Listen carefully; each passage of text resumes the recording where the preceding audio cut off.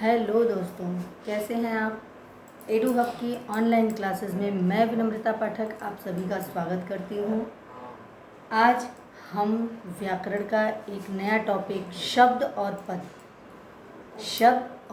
इसका अध्ययन करेंगे। मेरे बच्चों, शब्द क्या है? शब्द वर्णों का वह सार्थक समूह जिससे कोई एक अर्थ निकलता हो, एक नया अर्थ जानने को मिलता है, एक जानकारी मिलती है। वर्णों का मतलब होता है बच्चों अक्षर। जिन भाषा की सबसे छोटी इकाई जिनके और टुकड़े न हो सकें वह वर्ण कहलाता है। और इन वर्णों का जो सार्थक समूह है, यानी वर्णों का जो समूह है जिसमें और भी एक नए अर्थ को जानने की जागरूकता होती है, एक नए अर्थ को जानने को मिलता है, वह शब्द कहलाता है। और पद क्या होता है मेरे बच्चों? पद वह होता है शब्द को जब वाक्यों में स्थान मिल जाता है, यानी शब्द वही होता है, एक सार्थक शब्द को जब वाक्य में स्थान मिल जाता है तो उसको पद कहते हैं। तो आइए देखते हैं आपकी शब्द की परिभाषा।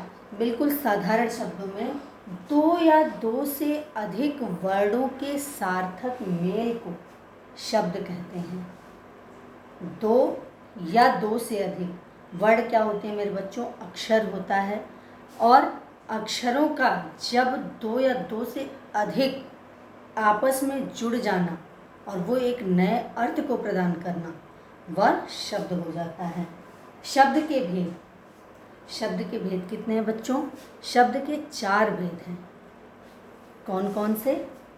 अर्थ के आधार पर, प्रयोग के आधार पर, व्युत्पत्ति के आधार पर और उत्पत्ति के आधार पर। अर्थ के आधार पर, प्रयोग के आधार पर, व्युत्पत्ति के आधार पर और उत्पत्ति के आधार पर। सबका सीधा सीधा मतलब आपको समझ में आ रहा होगा। अर्थ क्या है?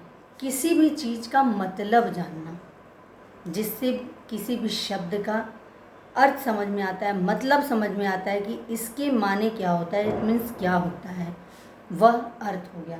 अर्थ के आधार पर मेरे बच्चों शब्द को 2 रूप में बांटा गया है, सार्थक और निरर्थक। अब सार्थक और निरर्थक में मेरे बच्चों आपको अंतर शब्द के उच्चारण से ही समझ में आ रहा होगा। सार्थक का मतलब होता है जो अर्थ के साथ हो, निरर्थक का मतलब होता है जिसका कोई मतलब नहीं हो। सार्थक जिस शब्द का कोई अर्थ होता है, यानी जिस शब्द का कोई अर्थ होता है वह सार्थक होता है। जैसे चाय, मिठाई, कलम। ऐसे मान लीजिए एक वाक्य बोलिए आप, भाई साहब चाय पी लीजिए। अब दूसरे भाई साहब ने क्या कहा? मैं चाय वाय नहीं पीता। अब चाय तो एक शब्द है बेटा, चाय एक शब्द है, उसका मतलब पता है हमें कि ये एक लिक्विड है जो कि हम दूसरों को पिलाते हैं, देते हैं।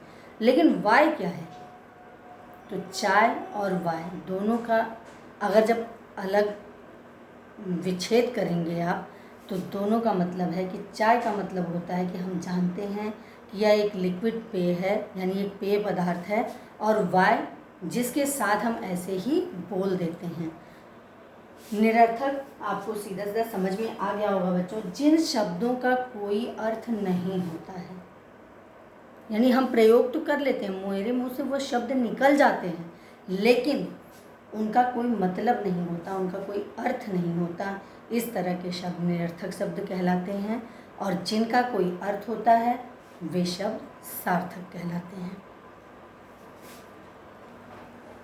दूसरा है बच्चों प्रयोग के आधार पर, यानी प्रयोग करना। किसी भी चीज़ को प्रयोग करके जब हम देखते हैं कि यह क्या है, तो उस आधार पर शब्द का जो रूप है वह है प्रयोग के आधार पर। इसके 2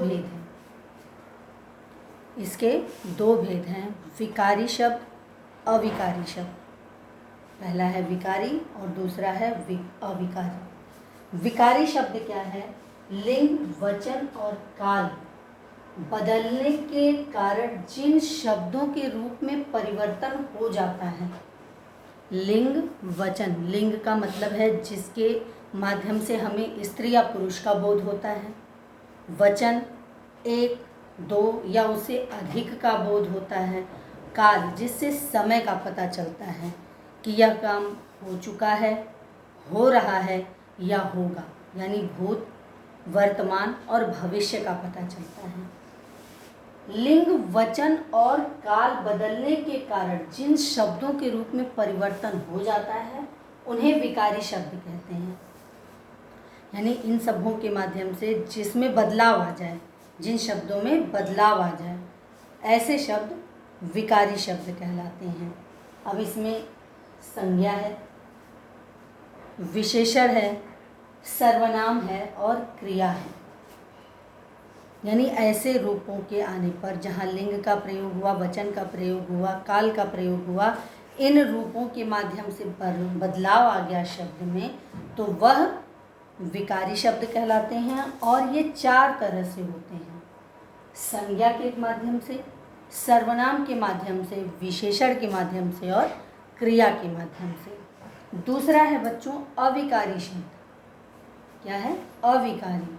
विकारी का मतलब परिवर्तन हो जाना और अविकारी का मतलब है कि किसी भी रूप में बदलाव न होना, किसी भी रूप में बदलाव न होना। जिन शब्दों में लिंग, वचन, कारक अथवा कालगत, जैसा कि मैंने आपको उसमें पहले भी बताया कि स्त्री पुरुष के वजह से, वचन एक या अधिक की वजह से, कारक में, पर, काके की ऐसे संबंध के प्रयोग से, कालगत समय के बदलाव से शब्द में कोई परिवर्तन नहीं होता है, वह अविकारी शब्द कहलाते हैं।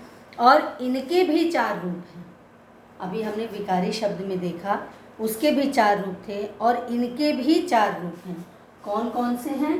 क्रिया विशेषण, संबंध बोधक, समुच्चय बोधक, विस्मयादि बोधक। जैसे इसमें अविकारी शब्द में आपके यहाँ, वहाँ, जल्दी, किंतु, परंतु, ये चाहे आप स्त्री के साथ प्रयोग करिए या पुरुष के साथ, यही शब्द प्रयोग होंगे।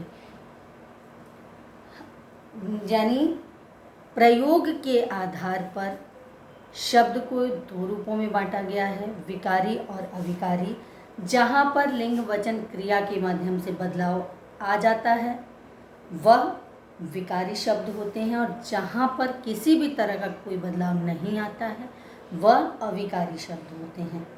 नेक्स्ट है बच्चों आपका व्युत्पत्ति के आधार पर, तो आप इसे पढ़िए। मिलते हैं अगली वीडियो में उत्पत्ति और व्युत्पत्ति के साथ। धन्यवाद।